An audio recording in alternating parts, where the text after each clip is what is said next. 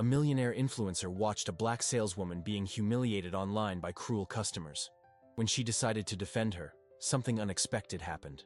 Secrets were revealed, lives were transformed, and an unlikely partnership changed everything in ways no one could have predicted. A story of dignity, friendship, and the power of standing up for what's right. Get ready, because this story will touch your heart. Subscribe to the channel, leave your like on this video, and comment where you're watching from.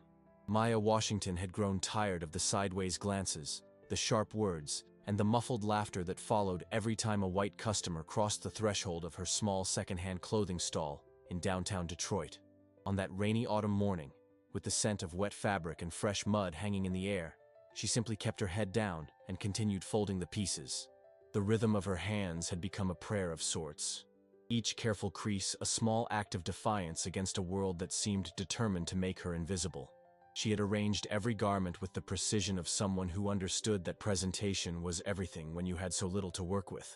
The vintage blazers hung in perfect alignment, their shoulders squared like soldiers waiting for inspection. Below them, colorful dresses swayed gently in the morning breeze, each one carrying the ghost of its previous owner's dreams. Maya had learned to see beyond the wear and tear, beyond the small stains and loose threads that others dismissed. In her hands, forgotten clothes found new life. The rain drummed steadily against the plastic canopy above her stall, creating a cocoon of sound that usually brought her comfort. But today felt different, heavier. The gentrification creeping through the neighborhood had been accelerating, and fewer people stopped by her corner each week. The new boutiques opening just 3 blocks away offered pristine clothes with pristine price tags, leaving vendors like Maya fighting for scraps of attention from an increasingly disinterested world. She was smoothing out a navy blue blouse when she noticed the shadow falling across her table. Maya looked up to see an elegant woman standing there, designer heels clicking against the wet pavement, a smartphone held casually in one manicured hand. The woman couldn't have been more than 25, with perfectly styled blonde hair and clothes that probably cost more than Maya made in a month. Everything about her screamed privilege, from her confident posture to the way she scanned the stall without that familiar look of condescension Maya had grown to expect. Instead of asking for a discount or simply walking away, the woman asked something that caught Maya completely off guard. She wanted to know if Maya sewed all these pieces herself. Maya nodded slowly, her guard still firmly in place. She had learned not to trust unexpected kindness from strangers, especially strangers who looked like they belonged in magazine spreads rather than downtown Detroit street markets. But then the woman smiled, and something in that smile seemed genuine enough to crack open a door Maya had kept locked for far too long. The young woman introduced herself as Chelsea Morrison, and she began asking questions that no customer had ever asked before. She wanted to know about Maya's process, about where she found inspiration, about the stories behind certain pieces. With each question, Maya felt herself slowly unfurling, like a flower that had been waiting years for the right kind of sunlight. Chelsea explained that she was what people called an influencer, though she seemed almost embarrassed by the term. She had millions of followers online who watched her every move, bought products she recommended, and lived vicariously through her carefully curated lifestyle. But as she spoke, Maya could hear something hollow beneath the confidence, a longing that money and fame hadn't been able to fill. Chelsea had built an empire on surface-level beauty, and now she was searching for something real to anchor it to. Maya Washington was 53 years old, though she could have passed for 40 on her better days. She had been selling clothes from this same corner for nearly 15 years, watching the city change around her while she remained stubbornly rooted in place. Her family had long since given up asking when she was going to find a real job, when she was going to stop playing dress-up with other people's cast-offs and do something meaningful with her life. The shame of their disappointment had burrowed deep into her chest, creating a constant ache that she carried like a stone. She had always been creative, even as a child growing up in the projects on Detroit's east side. While other kids played outside, Maya would sit in her grandmother's kitchen, watching those weathered hands work magic with fabric and thread. Her grandmother, Irene, had been a seamstress during the golden age of Motown, stitching costumes for backup singers and local performers who dreamed of making it big. Irene had taught Maya that clothes weren't just covering for the body, they were armor for the soul, protection for the dreams people carried inside themselves. After her grandmother died, Maya had tried to follow more conventional paths. She worked in offices, in retail stores, in call centers where her voice became just another anonymous sound in the machinery of corporate America. But nothing felt right. Nothing felt like home. It wasn't until she found herself unemployed at 40, staring at a pile of her grandmother's fabric remnants, that she understood what she was meant to do. She would give new life to forgotten things, help people discover beauty in what others had discarded. The early years had been brutal. Maya worked from a folding table at weekend flea markets, her inventory fitting in 2 large duffel bags. People would rifle through her carefully curated pieces like they were garbage, tossing garments aside without consideration for the hours Maya had spent cleaning, mending, and arranging them. She learned to develop thick skin, to smile through the casual cruelty of customers who seemed to view her as entertainment rather than a person trying to make an honest living. But she had persisted, driven by something deeper than stubbornness. Every transformed garment felt like a small victory against a world that seemed determined to categorize her as disposable. Maya had a gift for seeing potential where others saw only flaws, for understanding how a simple alteration could turn someone's awkward into someone's elegant. Her customers might not always appreciate the artistry involved, but Maya knew the value of what she created. Now, 15 years later, she had established herself as a fixture in downtown Detroit's street market scene. Her stall was larger, her inventory more sophisticated, but the fundamental challenge remained the same. She was a black woman in a white world, selling beauty to people who often couldn't see past her skin color to recognize her talent. The gentrification spreading through the neighborhood had only made things worse, bringing in customers who treated her like a curiosity rather than a businesswoman. Maya had organized her life around self-protection. She arrived early to set up her stall, arranged everything with military precision, and maintained a polite but distant demeanor with customers.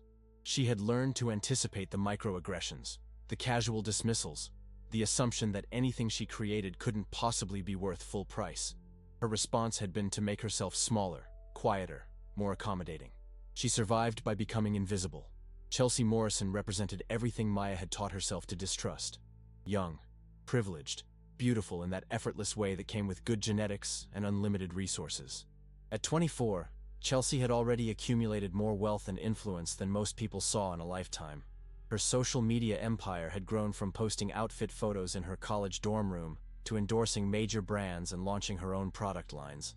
Millions of young women looked to her for guidance on everything from fashion to relationships to life goals. But success had come with an unexpected emptiness. Chelsea found herself going through the motions of influence without feeling connected to any of it. Her content had become increasingly hollow, her interactions with followers increasingly scripted. She was living in a beautiful cage of her own making, surrounded by luxury, but starving for authenticity. The constant pressure to maintain her image had worn her down, leaving her desperate for something real to hold on to. The discovery of Maya's stall had been accidental. Chelsea had been in Detroit for a brand partnership, filming content at the newly renovated downtown district. Between takes, she had wandered off script, drawn by the vibrant colors and textures she glimpsed at the street market. Her team had tried to redirect her back to the approved locations, but something about Maya's careful arrangements had caught her eye. Here was someone who understood that presentation mattered, who treated each garment like it was precious. Their first conversation lasted nearly an hour, with Chelsea's videographer growing increasingly impatient as his equipment sat unused. But Chelsea found herself genuinely curious about Maya's process, about the stories behind the vintage pieces, about the woman who had chosen to make beauty from discarded things. It was the first authentic conversation she had had in months, perhaps years. No one was trying to sell her anything or use her platform for their own gain. Maya was simply sharing her passion with someone who seemed interested in listening. Maya remained cautious throughout their interaction. She had been disappointed too many times by people who showed initial interest only to disappear when they realized she wouldn't offer the discount they expected. But there was something different about Chelsea's questions, something that suggested genuine curiosity rather than polite small talk. When Chelsea asked about a particular blazer with intricate beadwork, Maya found herself explaining not just the alterations she had made, but the story she imagined for its original owner, a woman who had clearly loved beautiful things but had been forced to let them go. As their conversation continued, Maya began to see past Chelsea's obvious privilege to something more vulnerable underneath. The young woman seemed genuinely lonely, surrounded by millions of followers but lacking real connection. Her questions about Maya's creative process carried a wistfulness that suggested she envied the older woman's sense of purpose. Chelsea had built an empire on appearances, but Maya had built something that mattered to her soul. When Chelsea finally had to leave for her next appointment, she promised to return. Maya had heard similar promises before, and had learned not to place much faith in them. Wealthy customers often expressed enthusiasm in the moment, only to forget about her existence the moment they returned to their regular lives. She watched Chelsea's sleek black car disappear into traffic, and tried not to feel disappointed when it seemed like just another encounter that would lead nowhere. But 3 days later, Chelsea returned, this time alone, and dressed more casually. She browsed Maya's inventory with the focus of someone who actually intended to make a purchase, asking about prices and alterations with the seriousness of a genuine customer. She bought a vintage leather jacket and a silk scarf, paying without haggling and even leaving a small tip. As she prepared to leave, she asked Maya if she would be interested in collaborating on something bigger, something that could bring her work to a wider audience. Maya's first instinct was suspicion. She had heard about social media collaborations from other vendors, stories about influencers who promised exposure in exchange for free products, then disappeared without delivering on their commitments. She had seen too many small business owners taken advantage of by people who wielded their online platforms like weapons. But something in Chelsea's demeanor suggested this was different, that she was offering partnership rather than exploitation. Still, Maya declined politely. She had built her business on her own terms, without owing favors to anyone, and she wasn't ready to change that approach. Chelsea seemed disappointed but not offended, accepting Maya's decision with grace and promising to continue shopping there regardless. As Maya watched her leave, she felt a strange mixture of relief and regret, wondering if she had just passed up an opportunity that might never come again. The neighborhood continued its transformation around Maya's stall. Every week brought new developments. A coffee shop that charged $5 for drinks Maya could make at home for 50 cents. A boutique that sold distressed denim for more than Maya charged for entire outfits. A gallery that featured abstract paintings priced beyond most people's monthly rent. The street market vendors found themselves increasingly out of place, relics of a Detroit that was being systematically erased in favor of something shinier and more profitable. Maya felt the changes in her daily sales. Customers who used to browse regularly had been priced out of the neighborhood, while the new residents seemed to view the street market as either a quaint anachronism or an eyesore to be tolerated until it could be removed entirely. She found herself working harder for smaller profits, arriving earlier and staying later in hopes of catching the few customers who still appreciated what she offered. The stress was taking its toll. Maya had always been a perfectionist, but now her need for control had become almost obsessive. She rearranged her inventory multiple times each day, checking and rechecking every price tag, every hanging garment, every folded item. She couldn't afford to lose a single sale to poor presentation, couldn't risk giving anyone an excuse to dismiss her work as inferior. The pressure was exhausting, but she didn't know how else to survive in a market that seemed increasingly hostile to her presence. Her family's concern was well-meaning, but painful. Maya's sister Denise worked as a nurse, and had never understood why Maya insisted on struggling with her little clothing business when she could find steady work in healthcare or education. Their conversations inevitably turned into gentle lectures about security and retirement planning, about the importance of having something to fall back on when the market finally pushed her out entirely. Maya knew Denise was right, but she also knew that giving up her stall would feel like giving up part of her soul. Maya's daughter Jasmine had moved to Atlanta after college, building a successful career in marketing that allowed her to send money home when things got tight. But Maya could hear the worry in Jasmine's voice during their weekly phone calls, the unspoken question about how long her mother could sustain this increasingly difficult lifestyle. Jasmine had inherited Maya's creative eye but had channeled it into a more conventional career, finding ways to express her artistic sensibilities within the safety of corporate structure. The shame Maya carried about not living up to her family's expectations had become a constant companion. She knew they loved her and wanted the best for her, but their definition of success felt impossibly narrow. They measured accomplishment in terms of salary and benefits, stability and respectability, markers that Maya's chosen path would never provide. She had learned to change the subject when family gatherings turned to career updates, to deflect questions about her future plans with vague reassurances that everything was fine. But everything was not fine. Maya could feel the walls closing in around her small corner of the market, could sense that the changes sweeping through the neighborhood would eventually reach her. She had no plan for what would come next, no backup strategy for when the inevitable happened. All she had was her talent, her determination, and a gradually shrinking customer base that seemed less interested in her offerings with each passing month. It was during this period of increasing uncertainty that Chelsea Morrison began visiting the stall more regularly. At first, Maya assumed the young woman was simply being polite, making token purchases to justify the time she spent asking questions about Maya's techniques and inspiration. But as weeks passed, it became clear that Chelsea's interest was genuine and sustained. She would arrive with specific requests, asking Maya to alter pieces in particular ways or to keep an eye out for certain types of garments. More surprisingly, Chelsea seemed genuinely interested in Maya as a person, rather than just as a vendor. She asked about Maya's family, her history in Detroit, her dreams beyond the daily grind of market sales. She listened to Maya's answers with the kind of attention that had become rare in Maya's life, offering thoughtful responses rather than polite acknowledgments. Their conversations began to feel less like customer service interactions and more like the beginning of an unlikely friendship. Maya remained guarded, protecting herself against the possibility that Chelsea's interest was temporary or self-serving. She had been burned too many times by people who seemed genuinely caring until they got what they wanted from her. But Chelsea's consistency began to wear down her defenses, creating small cracks in the protective wall Maya had built around her heart. Maybe, she began to think, not everyone who entered her world was looking to exploit or abandon her. Chelsea's perspective on their growing relationship was complicated by her own emotional needs. She found herself looking forward to her visits to Maya's stall with an anticipation that surprised her. In Maya, she had discovered someone who had built something meaningful with her own hands, who had found a way to create beauty and purpose without compromising her integrity. It was everything Chelsea felt she had lost in her pursuit of online influence and financial success. But Chelsea also recognized that her attraction to Maya's authenticity might be another form of appropriation, a way of using someone else's realness to fill the emptiness in her own carefully constructed life. She worried that her presence in Maya's world was inherently destabilizing, that her privilege and platform would inevitably corrupt whatever genuine connection they were building.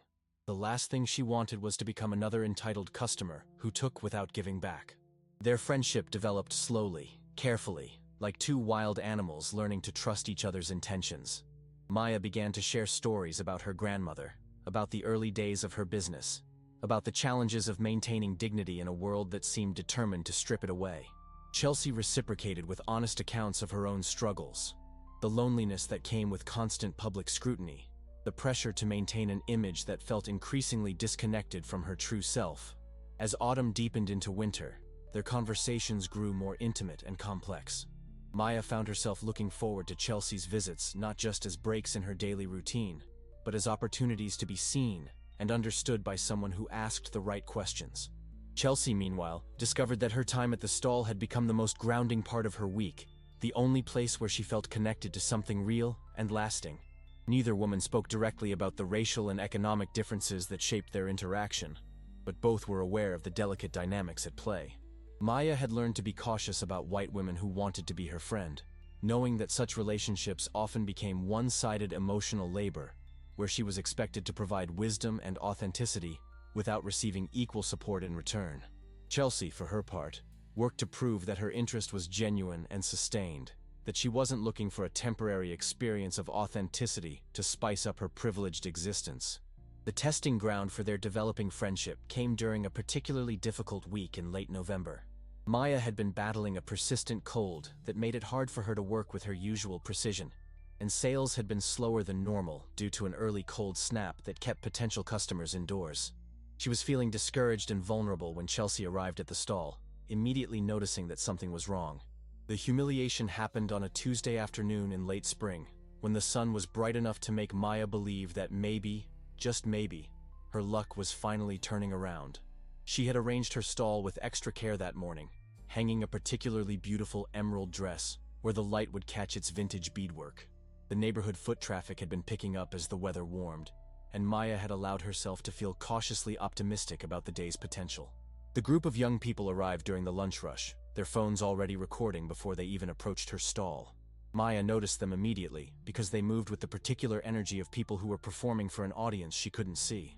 They were college-aged, well-dressed, the kind of customers who usually walked past her stall without stopping, heading toward the boutiques that had sprouted like expensive weeds throughout the gentrifying neighborhood.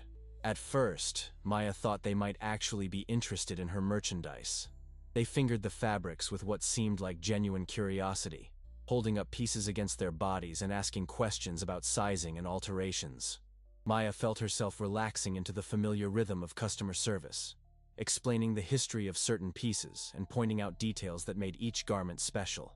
For a few minutes, it felt like a normal sales interaction. But then their questions began to take on a different tone. They wanted to know how much she paid for the clothes she sold, whether she made any real profit from what they dismissively called her hobby business. They asked if she had ever considered getting a real job, whether her family was embarrassed by her choice to sell used clothing on the street. Their phones never stopped recording, capturing every moment of what Maya slowly realized was not a shopping trip, but a form of entertainment at her expense. The worst part was how they made her complicit in her own humiliation.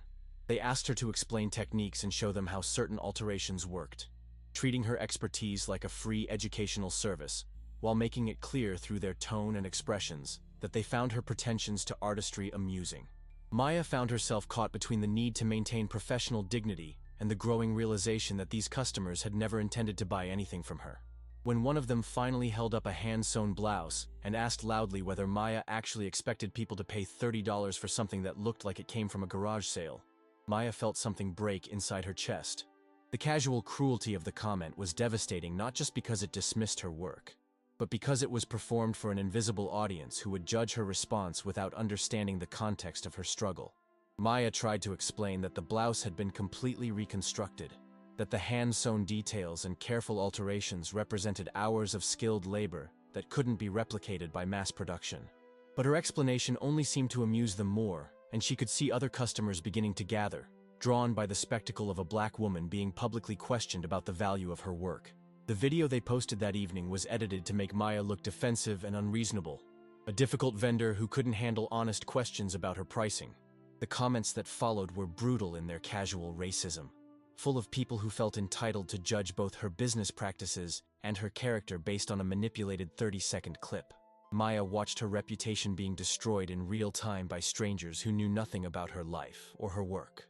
The viral humiliation affected every aspect of Maya's existence. Regular customers who had supported her for years began looking at her differently, some seeming embarrassed to be associated with someone who had become an object of online mockery. Sales dropped immediately as people chose to avoid the awkwardness of shopping from someone they had seen ridiculed on social media. Maya found herself questioning every interaction, wondering if customers were genuine or just looking for their own content opportunities. But the worst part was how the video made Maya doubt her own worth and competence. Seeing herself through the lens of that malicious editing made her question whether she really was being unreasonable about her prices, whether her work was actually as skilled as she believed, whether she had been fooling herself about her talent and value for all these years. The shame was overwhelming, a weight that made it hard to get out of bed in the morning.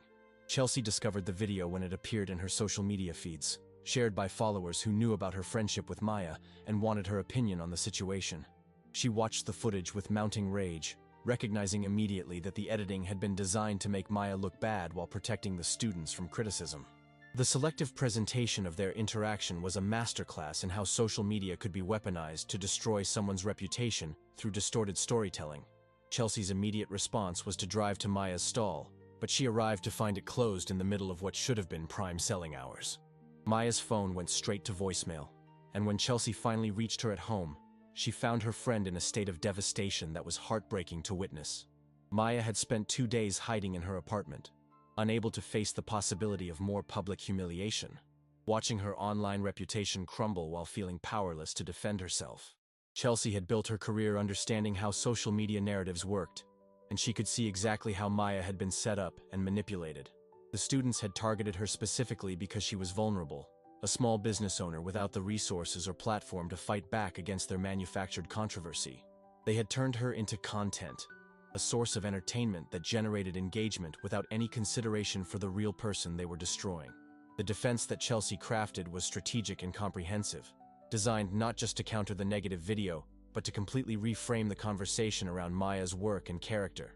She didn't just post a simple statement of support, but created a series of detailed posts that showcased Maya's actual artistry, included testimonials from satisfied customers, and provided context about the economic pressures facing small business owners in gentrifying neighborhoods. More importantly, Chelsea used her platform to challenge her followers to examine their own consumption of social media content that turned real people into entertainment. She asked uncomfortable questions about the ethics of viral humiliation, about the responsibility of viewers who shared and commented on content without considering its impact on the people being featured. She turned what could have been a simple defense of her friend into a broader conversation about digital citizenship and the power dynamics that allowed some people to be treated as disposable for others' amusement. The response was immediate and overwhelming. Chelsea's followers began sharing positive content about Maya's work, drowning out the negative video with testimonials, photos of beautiful garments Maya had created, and stories about her professionalism and skill. The narrative shifted from mockery to celebration, with thousands of people expressing outrage at how Maya had been treated and support for her business. Within 48 hours, Maya's phone was ringing constantly with people wanting to apologize for believing the distorted video, place orders for custom work, and express admiration for her resilience in the face of such unfair treatment.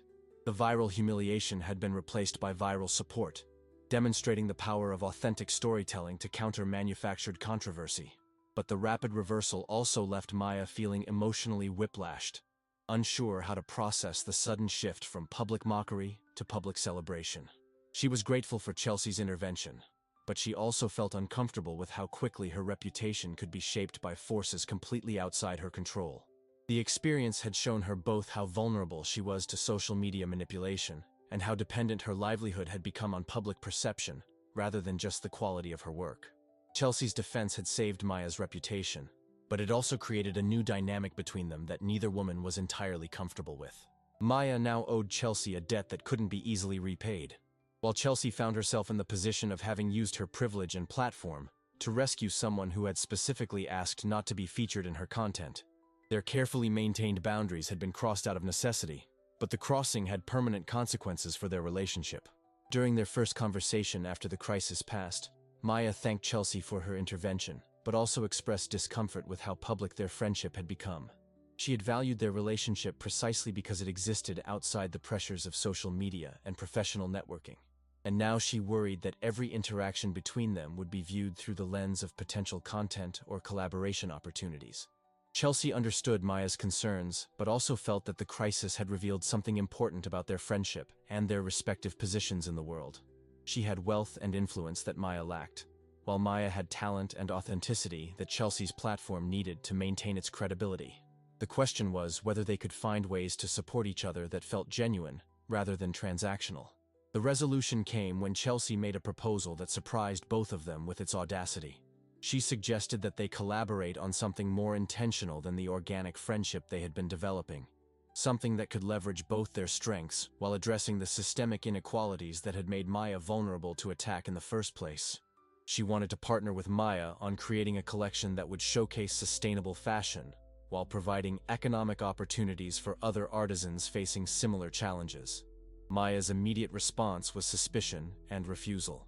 She had heard about influencer collaborations from other vendors, stories about being promised exposure and partnership only to be used for content and then discarded when trends moved in different directions. She didn't want to become Chelsea's mascot, the token black artisan, whose presence legitimized a white woman's brand while providing her with neither real power nor lasting protection.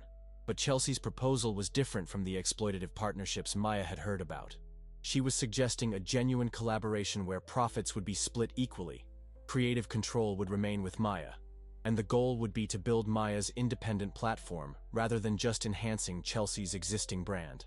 Most importantly, the partnership would be designed to be temporary, focused on teaching Maya the business skills and online systems that would allow her to succeed independently. Maya remained skeptical, but she also recognized that her recent experience had shown her how vulnerable she was without some kind of platform or protection. The quality of her work hadn't been enough to shield her from attack, and her lack of online presence had made it impossible for her to defend herself when her reputation was threatened. Perhaps working with Chelsea could provide her with tools and knowledge that would make her less dependent on others' goodwill for her survival. Before Maya could give Chelsea a final answer about the collaboration proposal, something happened that changed her perspective entirely. Her 15-year-old niece Keisha, Denise's daughter, came to visit wearing a vintage dress that Maya had altered for her several months earlier. The dress had been a challenging project, requiring Maya to completely restructure the bodice to fit Keisha's young figure, while preserving the garment's 1950s character. Keisha was glowing with excitement as she told Maya about wearing the dress to her school's art showcase, where her teacher had stopped the entire presentation to ask about the garment's construction and history. The teacher, a white woman who taught fashion design at one of Detroit's premier arts high schools, had been amazed by the quality of the alterations and the historical accuracy of the reconstruction techniques Maya had employed. More importantly, Keisha had found herself surrounded by classmates who wanted to know where they could get similar work done, who admired not just the dress, but the story behind it and the skill required to create it. For the first time in her young life, Keisha had been the center of positive attention at school, valued for her individual style rather than criticized for being different from her peers.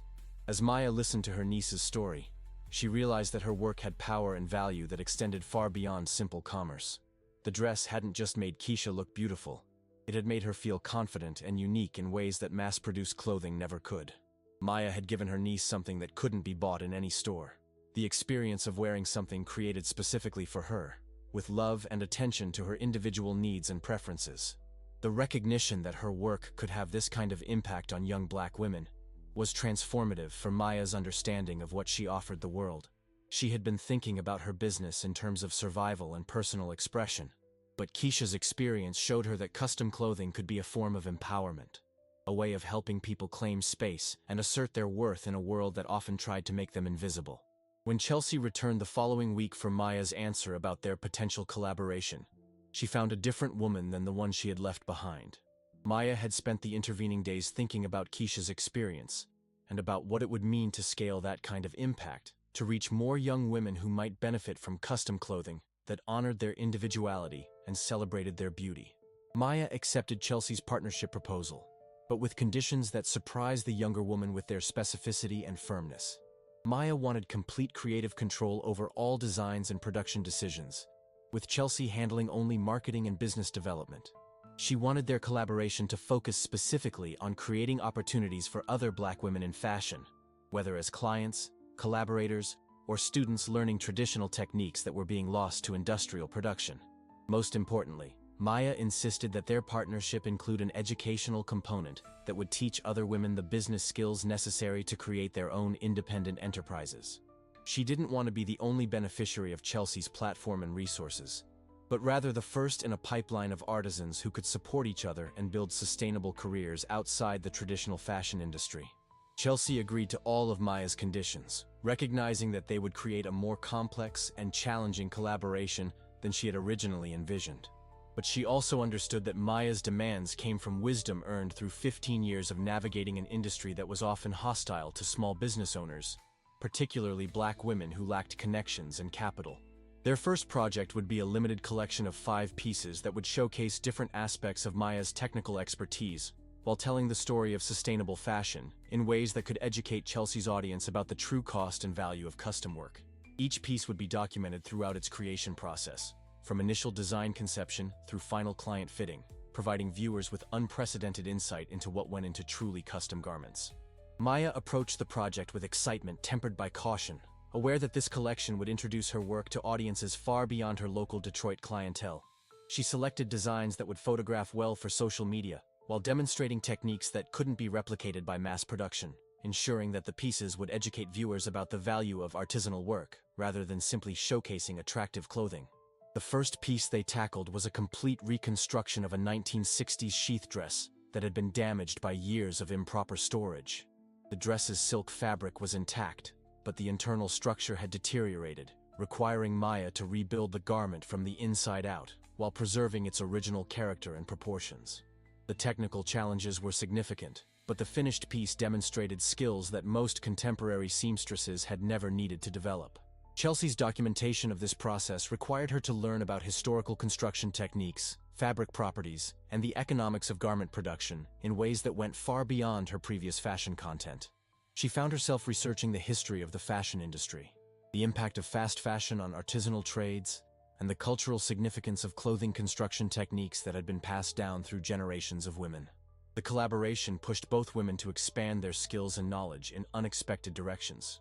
Maya had to learn to articulate her creative decisions for audiences who lacked technical knowledge, translating instinctive choices about fit and proportion into language that could educate rather than mystify. Chelsea had to resist her tendency toward quick content creation, accepting that quality documentation required the same patience and attention to detail that Maya applied to her garment construction. Their working styles were almost comically different, creating tensions that tested their developing partnership daily. Maya approached each project with methodical precision, planning every step before making the first cut, while Chelsea was accustomed to creating and adjusting content in real time based on audience response. Maya's workspace was organized with the efficiency of someone who had learned to maximize every inch of space, while Chelsea was used to sprawling creative environments where chaos was often a sign of productivity. But these differences also created productive friction that improved both their work. Maya's insistence on careful planning forced Chelsea to think more strategically about her content goals and audience education objectives, while Chelsea's comfort with iteration encouraged Maya to experiment with documentation techniques that could capture her process without interrupting her concentration. They were teaching each other, creating something that neither could have achieved working alone. The response to their first documented piece exceeded both women's expectations, generating engagement levels that surprised even Chelsea with their intensity and focus. Her followers asked detailed technical questions, requested similar work for their own vintage finds, and shared the content with enthusiasm that suggested genuine interest rather than casual entertainment consumption. Several fashion industry professionals commented on the posts, praising Maya's skill and suggesting that this kind of artisanal work represented the future of sustainable fashion. But success also brought complications that neither woman had anticipated. Maya found herself fielding inquiries from potential clients across the country who wanted custom work but had unrealistic expectations about pricing and timelines. Many seemed to expect that her partnership with Chelsea meant they could access her services at influencer discounted rates, or that social media exposure was adequate compensation for skilled labor. Chelsea struggled with similar boundary issues as brands and other influencers reached out wanting to partner with their collaboration or replicate their model with different artisans. She found herself in the unexpected position of protecting Maya from exploitation by people who saw their partnership as a template that could be applied to any relationship between an influencer and a craftsperson, without understanding the specific trust and mutual respect that made their collaboration functional.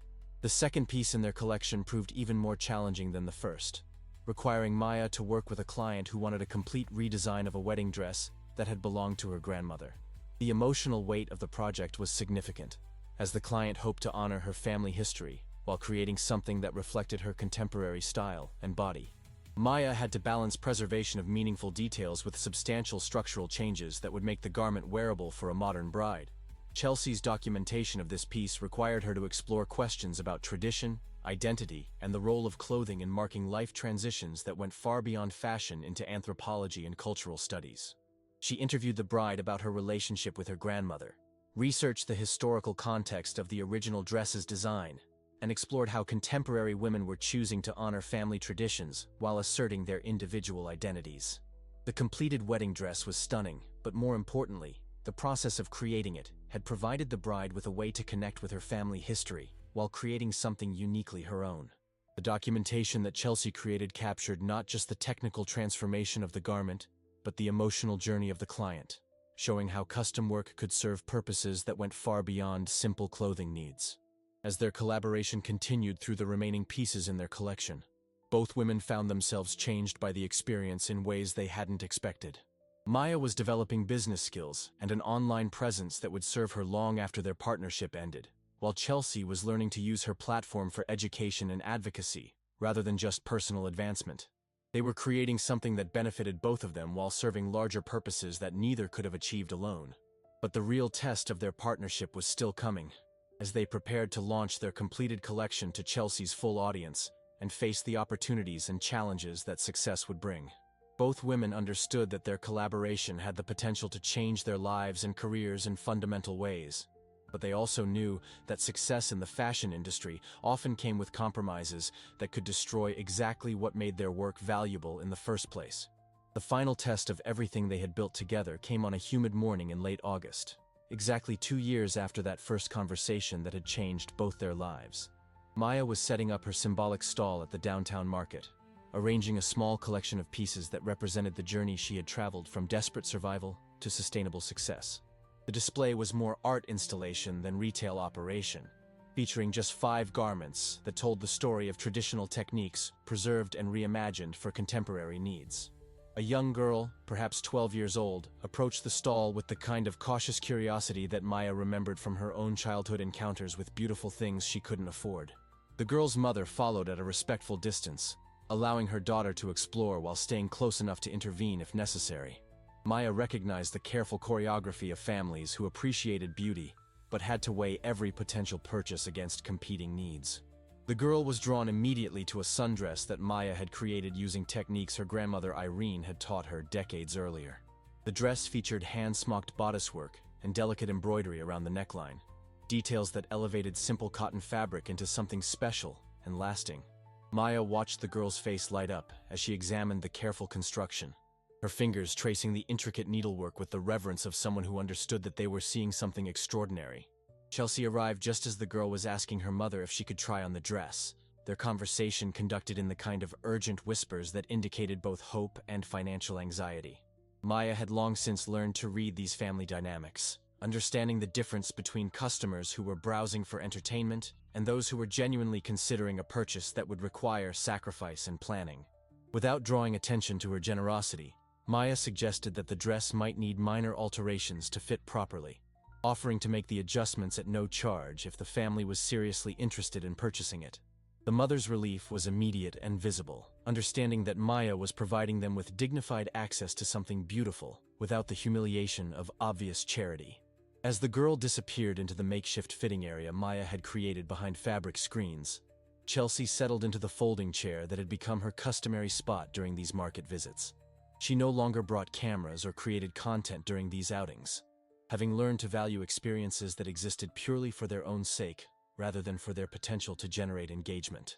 They sat in comfortable silence, watching the familiar rhythms of market life unfold around them. Vendors called out daily specials, customers haggled over prices, children darted between stalls while their parents completed errands that combined necessity with community socializing. The gentrification that had once threatened to destroy this ecosystem had been slowed by advocacy efforts that Maya and Chelsea had supported, creating space for traditional vendors to coexist with newer businesses serving changing demographics. When the girl emerged from the fitting area, both women felt their breath catch at the transformation. The dress fit her perfectly, but more importantly, it seemed to unlock something confident and radiant in her posture and expression. She stood straighter, moved with more grace, carried herself like someone who knew she was beautiful and deserving of beautiful things. Maya's work had done what it always did at its best. It had revealed and celebrated the inherent worth of the person wearing it. The girl's mother agreed to the purchase with tears in her eyes, understanding that she was buying more than clothing for her daughter. This was an investment in self-esteem, a message about what kind of care and quality her child deserved, a statement about their family's values and aspirations.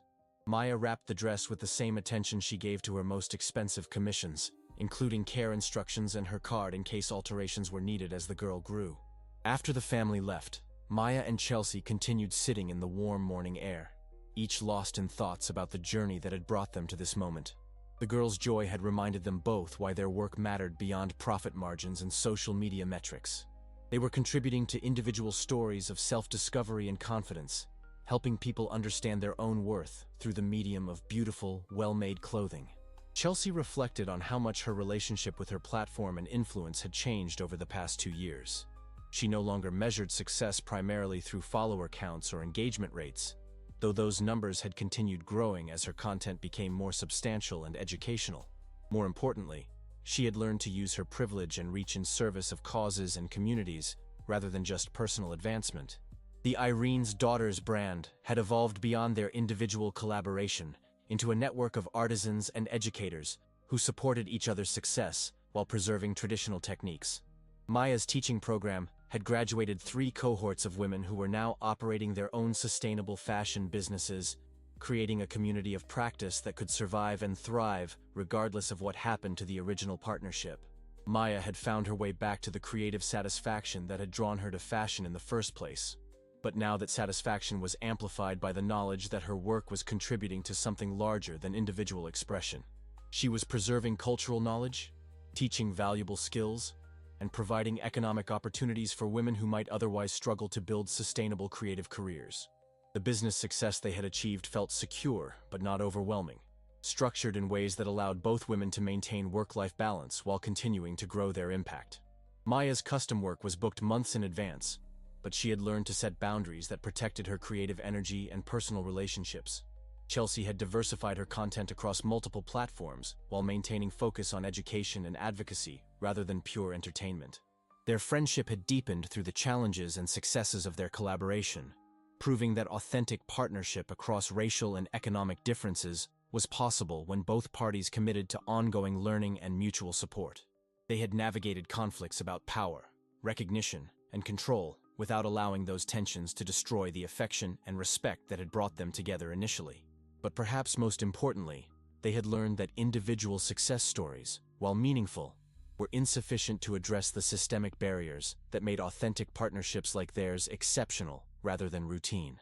Their work had evolved toward institution building and policy advocacy, focusing on creating structural changes that could benefit entire communities rather than just individual entrepreneurs. The scholarship program they had established with local community colleges was training a new generation of fashion designers in both traditional techniques and contemporary business practices. The advocacy work they supported had helped pass local ordinances protecting street vendors and small businesses from displacement due to gentrification. Their platform had been used to promote dozens of other artisans and creative workers whose talents deserved broader recognition. As the summer afternoon grew warmer and the market crowds thinned, Maya began packing up her symbolic display while Chelsea helped fold fabric samples and organize accessories. Their movements had the efficiency of long practice, each woman knowing instinctively how to support the other's process without needing detailed coordination or instruction. They had developed their own rituals around these market days, often ending with coffee and pastries from a nearby cafe that had become their unofficial office for planning and reflection. Today felt different, though, marked by the recognition that they had achieved something rare and precious in their collaboration without losing sight of the larger purposes it served. Maya looked around the market that had been her home for 15 years, seeing it with eyes that could appreciate both how much had changed and how much had remained constant. The same economic pressures that had forced her from her original stall continued affecting other vendors, but the support networks and advocacy infrastructure they had helped build were providing more artisans with tools to navigate those challenges successfully. Chelsea reflected on the conversation that had started their friendship 2 years earlier, when she had been searching for authenticity without understanding what that really meant or what it would cost to achieve. She had learned that authenticity wasn't something that could be borrowed or purchased, but something that had to be cultivated through sustained commitment to values and relationships that mattered beyond personal advancement. The young girl's joy in her new dress had reminded both women that their work ultimately served human flourishing rather than abstract business goals. Every custom garment Maya created was an opportunity for someone to feel beautiful, confident, and valued. Every piece of educational content Chelsea produced was a chance to challenge assumptions and expand understanding about craft, culture, and economic justice. As they walked toward their cars, preparing to return to the individual aspects of their lives and work, both women carried the satisfaction of knowing they had created something meaningful together. Their collaboration had succeeded not just in business terms, but in human terms, proving that people from different backgrounds could work together authentically when they prioritized mutual growth over individual advantage.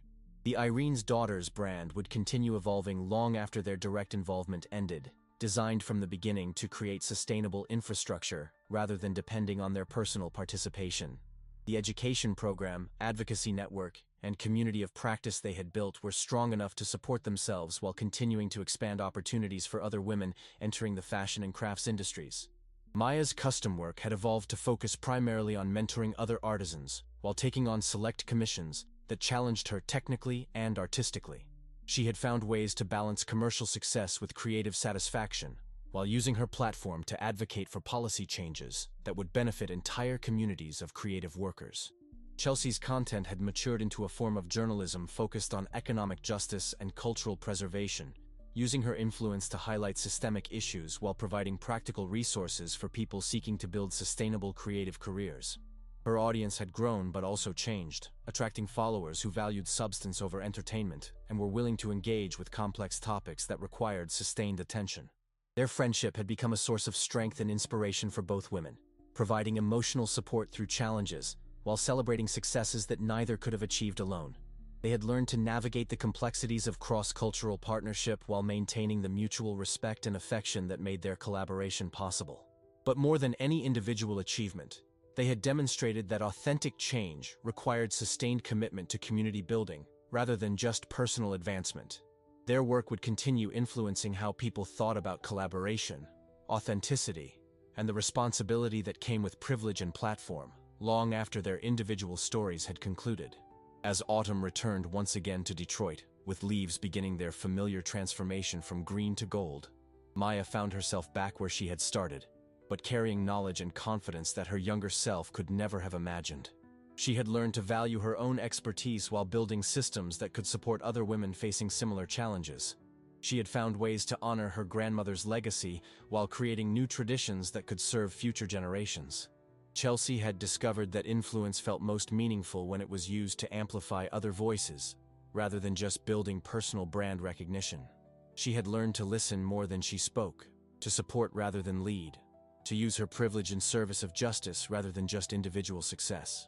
The platform she had built was now dedicated primarily to education and advocacy, creating value that extended far beyond commercial metrics.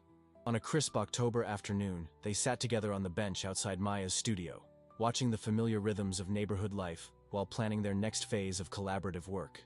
A young black girl walked past wearing a dress that Maya had made, her confidence and joy visible from across the street. Neither woman needed to comment on what they were seeing, understanding that moments like these were why their work mattered. The girl disappeared around the corner, but her image lingered in both women's minds as a reminder of what they had accomplished together. They had created opportunities for individuals to feel beautiful and valued, while building infrastructure that could serve entire communities. They had proven that authentic partnership was possible while working to make such partnerships more common and sustainable. As the sun set over downtown Detroit, painting the sky in shades of orange and pink that reminded Maya of the fabrics she loved most, both women sat in comfortable silence. They had found their way to friendship across differences that could have divided them, had learned to work together without losing their individual identities, had created something beautiful and lasting that would continue serving others long after their own stories ended. They knew exactly who they were now and why they had found each other. Maya was an artist and teacher whose work preserved cultural traditions while creating economic opportunities for women who had been systematically excluded from mainstream success. Chelsea was an advocate and educator whose platform served justice rather than just commerce, whose influence created space for voices that deserved broader recognition. Together, they had built something that honored the past while creating possibilities for the future, something that served individual dreams while addressing systemic barriers that made those dreams difficult to achieve. Their collaboration had become a model for authentic partnership that prioritized mutual growth over individual advancement, demonstrating that people from different backgrounds could work together when they committed to sustained learning and support. Neither woman spoke as the evening deepened around them, both understanding that this moment represented completion rather than ending. Their formal collaboration might evolve or conclude, but the friendship and mutual understanding they had built would continue sustaining them through whatever challenges and opportunities lay ahead. In the gathering darkness, with lights beginning to twinkle in windows across the neighborhood they both loved, Maya and Chelsea sat together in the knowledge that they had achieved something rare and precious. They had found authentic partnership across difference, had used their combined strengths to serve purposes larger than themselves, had created beauty and opportunity while building systems that could support other women seeking similar success. The work would continue, carried forward by the communities and institutions they had helped create, supported by the networks of women who had learned from their example, while developing their own approaches to authentic collaboration and sustainable success.